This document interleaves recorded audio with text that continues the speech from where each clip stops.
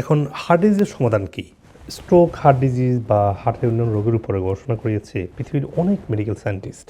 তার মধ্যে নাম্বার ওয়ানে আসে ডক্টর ডিন অর্নিশ। উনি প্রথম প্রমাণ করেছে lifestyle is a big contributor on healing heart disease. উনি মোস্টলি করেছিলেন যে how plant based diet can completely reverse the heart disease. তো উনি দেখিয়েছে যে 91% হার্ট ডিজিজ কমপ্লিটলি রিভার্স করা সম্ভব শুধু প্ল্যান্ট বেসড ডায়েটের মাধ্যমে। Doctor dean Ornish group of পেশেন্টের উপরে 5 বছর ধরে চালিয়েছে গবেষণা। তাদের একটা অংশকে দিয়েছে কনভেনশনাল মেডিসিন, আরেকটা অংশ দিয়েছে শুধু প্ল্যান্ট বেসড ডায়েট। যাদেরকে প্ল্যান্ট বেসড ডায়েট দিয়েছে 5 বছর পরে তাদের সব ধরনের হার্টের ইস্যুগুলো 91% কমে আসছে।